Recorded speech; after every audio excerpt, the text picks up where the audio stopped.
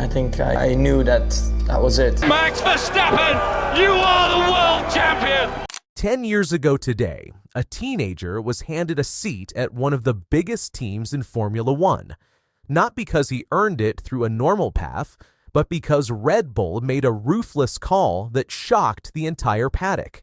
That kid was 18. His name was Max Verstappen, and nothing in this sport has been the same since. In the next 20 minutes, we're going to walk through every stage of that decade. The debut that nobody saw coming. The years where the criticism was loudest and Max kept going anyway. And the 4 world titles that eventually silenced every single one of them. But we're also going to talk about the moment, the one moment, roughly 2 years in, that nearly ended the whole story before it had really begun. Because this isn't just a highlight reel. This is the full picture. And if you've been there for any part of it, if you were watching in Barcelona in 2016, if you lived through 2021 lap by lap, then you already know this isn't a story about talent alone. If you want every chapter of this story, Max, Red Bull, the 2026 regulation reset, every race weekend broken down before the next one starts, subscribe now. That's what this channel does, every single week. Hit it and we'll get into the decade. Setup and first payoff, Spain, 2016, May 15th, 2016. Circuit de Catalunya, Spanish Grand Prix. Max Verstappen is 18 years and 228 days old. He's been in this car for 4 days. 4 days ago, he was still at Toro Rosso. The 2 Mercedes cars collide on lap 1. The race reshuffles, and the teenager who wasn't supposed to be there starts climbing. He passes Raikkonen. He reads the tires. He reads the race. He manages the gap to Sebastian Vettel in the closing laps with the kind of cold-blooded precision you don't expect from a driver experiencing his first weekend in a Red Bull.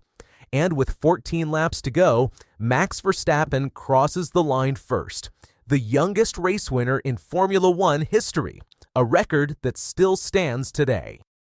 The paddock didn't know what to do with that, and honestly, neither did the sport. Kvyat backstory as post-win context. But now that we've seen what he did, here's what had to happen first for Max to even be on that grid. The call that put him in that car came at someone else's expense. Daniel Kvyat had been demoted mid-season, without ceremony, after a collision with Sebastian Vettel at the Russian Grand Prix the week before. One bad race, one decision from Helmut Marko, and just like that, the path was open. Red Bull had been watching Verstappen since his first season at Toro Rosso in 2015. They had seen enough. And when the opportunity came, they didn't hesitate. That ruthlessness, from the team, and soon enough from the driver too, would become the defining feature of everything that followed. But here's the part nobody really talks about when they tell this story. Winning in Barcelona was the easy part.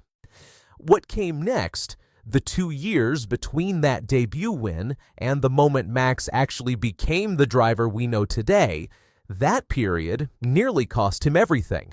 And we're going to get into exactly what happened.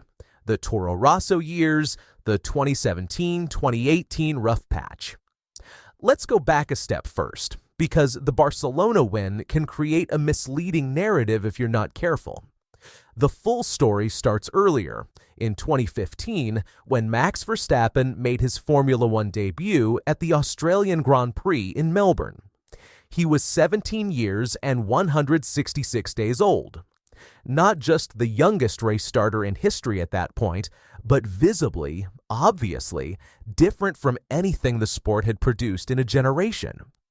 In his debut season at Toro Rosso, he scored 49 championship points. He finished 5th in Malaysia, 4th in the United States, 4th in Mexico. He was driving a midfield car and regularly dragging it into positions it had no right to be in. The mechanics at Toro Rosso talked about the feedback he could give on the car, how precisely he could describe what was happening under braking, through a corner on the exit.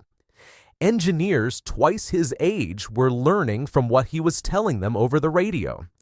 Helmut Marko later said, and this is paraphrased, that within 6 months of watching Verstappen at Toro Rosso, the decision about his future was already effectively made. The only question was timing. Then came Barcelona 2016, and timing became now. But 2017 was where the first real test arrived. Red Bull had a car that could fight for wins, in theory. In practice, mechanical failures and first-lap incidents cut Max's season apart. He finished 6th in the championship with 168 points, but he started 20 races and only finished 13 of them. 7 retirements, some mechanical, some self-inflicted. Monaco, the tunnel, a barrier clip in qualifying, weekend over before Sunday even started. Baku, a safety car period. Points handed away. The same question, getting louder. Is Max Verstappen fast? Yes, obviously yes. But was he complete? 2018 pushed that question harder. In the first 4 races of the season, Max retired 3 times. Azerbaijan, a collision with his own teammate Daniel Ricciardo. Both drivers trying to pass each other through turn 1, both cars destroyed. 2 Red Bull cars, same corner, same lap, both in the wall. Christian Horner went on record. The team was frustrated. Helmut Marko said, paraphrased, that Max needed to learn when not to attack. And for the first time since Barcelona, the question wasn't whether he was fast enough, it was whether he was ready at all. Bahrain, a mechanical failure. China, another incident. 6 races into 2018, 3 retirements, a destroyed car in Baku, a team at its limit with both drivers. Max Verstappen, around 40 points from a possible 150, 21 years old. And for the first time, some people in the paddock were saying out loud what others had been thinking quietly since Monaco the year before. Maybe this was the ceiling. And this is the moment. This is the low point planted at the start, the moment where the story could have gone differently, where a different driver, a less certain one, might have started second-guessing himself, might have softened the approach, might have decided that survival mattered more than commitment. That did not happen. The turn, Austin to Abu Dhabi 2018. What happened next was not a collapse. It was the opposite. From the Austrian Grand Prix in July 2018 onwards, Verstappen went on a run that changed the conversation permanently. Austria, a wheel-to-wheel battle with Kimi Räikkönen that he won on pure racecraft. Germany, a stunning drive through a wet-dry race from 5th to 2nd. Hungary, another podium from the front. Japan, United States, Mexico, Russia, Brazil, Abu Dhabi. In the 8 races that followed, Max Verstappen finished every single Grand Prix. He scored podiums in 7 of them. He finished the year with over 300 points, more than any driver outside Hamilton and Vettel. The driver who had been questioned was still there, but he had started, quietly, to evolve. And there's one more layer to this, because 2019 and 2020 tell a story that the championships sometimes overshadow. These were the years many fans began to argue that Max Verstappen had stopped being a talent waiting to mature and had become, by almost any measurable standard, the best driver on the grid, even without a championship to show for it. That matters because it tells you something about what the titles actually represent. Climax, 2019-2020, the championship fight. Abu Dhabi, 2019, Austrian Grand Prix, home race for the Red Bull team. Max Verstappen leads Charles Leclerc in the closing stages and, on the final lap, makes a pass around the outside of turn 3 that was, and we are not exaggerating here, one of the most technically demanding moves seen in the sport in years. He held it. The crowd erupted. It was the race that turned a corner. Over the rest of the 2019 season, Verstappen took 3 wins and was on the podium in 15 of the 21 races. But Mercedes, Lewis Hamilton specifically, was simply in a different category that year. The W10 was the most dominant car in the field. You could not beat it with racecraft alone. Nobody could. A strange backdrop. The 2020 season that followed was compressed. 17 races, COVID protocols, everything slightly unhinged. But the real clash everyone still argues about began in 2021, 21 races. Silverstone, where the two of them collided, and Hamilton's car sent Verstappen into the barriers at over 50 G.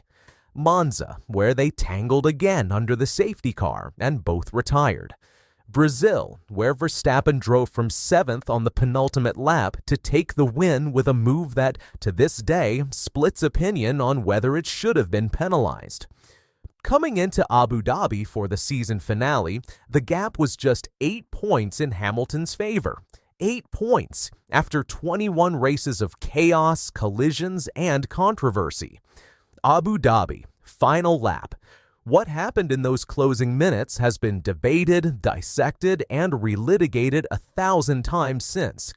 A late safety car, a contested restart procedure, Michael Massey's radio calls, Hamilton on old hard tires, Verstappen on fresh softs. One lap, one pass, and Max Verstappen became world champion for the first time. He was 24 years old, he crossed the line, took a breath, and told his team he'd finally done it, that he'd become world champion.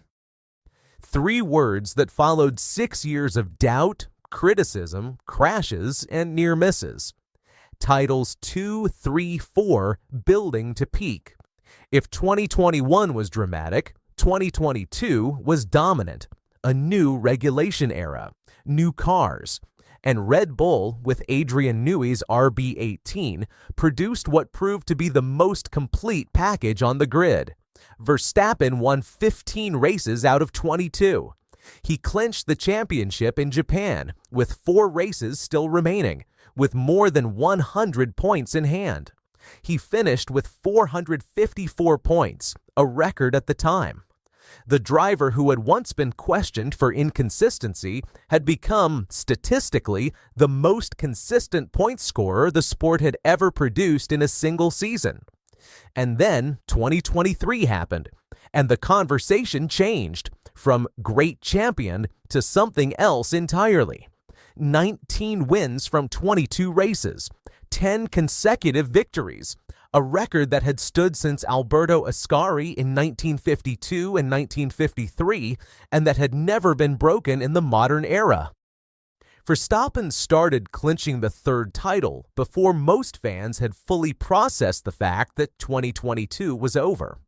By the final race in Abu Dhabi, the numbers looked like a misprint, around 575 points. His nearest rival, Sergio Perez, on 285, a margin of nearly 300 points. The debate that had dominated 2021 about the nature of that championship had been answered by sheer accumulation of evidence across 2 seasons that admitted no other interpretation. 2024 was different. McLaren, with Lando Norris and Oscar Piastri, pushed Red Bull harder than they had been pushed since 2021. There were stretches of the season where the MCL 38 was clearly the faster car. Norris won 4 times. Piastri won twice. Red Bull's advantage at certain circuits had evaporated. And yet, Max Verstappen won 9 races. He managed points where the car wasn't fast enough to win. He drove a race in Singapore in conditions that favored McLaren, that reminded observers of what the 2018 evolution had first suggested, a driver who had transcended pure speed and developed something closer to full-spectrum racecraft. He clinched his 4th world title in Las Vegas in November 2024, around 437 points. Norris 2nd on 374. 4 titles in 4 consecutive years. The number that puts it in context. Here is where we put the decade in full perspective. In 10 years of Formula One, from his debut at Melbourne in March 2015 to the end of the 2024 season, Max Verstappen has started 206 races, won 63 of them, a win rate of over 30%, taken 40 pole positions, stood on the podium over 110 times, scored 4 world championship titles. Only 8 drivers in the history of Formula One have won more than 2 world championships. Verstappen, at 27 years old, already has 4. Ayrton Senna won 3. Niki Lauda won 3. Jackie Stewart won 3. Niki Lauda, who is one of the most celebrated figures the sport has produced, won 3.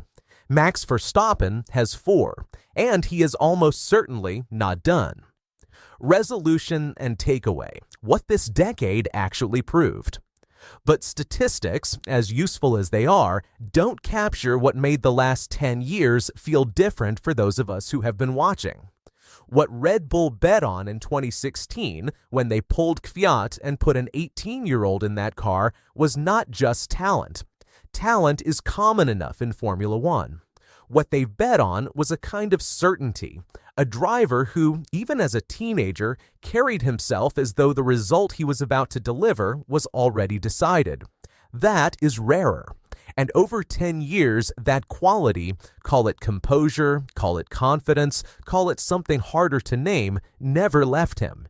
Even in the worst moments of 2017 and 2018, even when the criticism was loudest, even on that final lap in Abu Dhabi. He came into Formula One not asking for the sport's permission. He came in expecting to win. And eventually, completely, undeniably, he did. The Orange Army, the fans in the grandstands, the ones who flew to Spa and Zandvoort and Miami with flags and horns and orange smoke, they understood that from the beginning. Before the titles, before the records, before any of the debate about where he ranks in history. They didn't need the statistics to confirm what they already felt in the way he drove. There was something irreversible about it. They were right. 10 years later, we can say that without reservation. What happens next? So where does the next decade go? 2026 brings new regulations, the most significant technical reset Formula One has attempted since 2009. New aerodynamic rules, new hybrid power unit architecture, Ford coming in as a partner on Red Bull's engine program, the first time the team has built its own power unit from the ground up. This is not a guaranteed continuation of what the last 4 years looked like. The reset is real.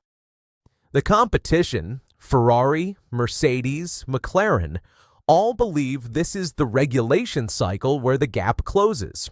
And there's a question nobody can fully answer yet.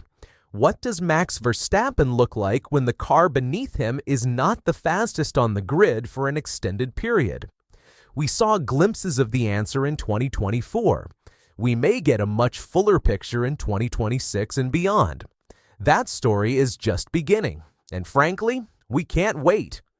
If you want every chapter of it covered as it happens, race by race, development by development, every Red Bull and Verstappen storyline broken down the same day, you know where to be. This channel exists for exactly that, 10 years in. The next 10 start now.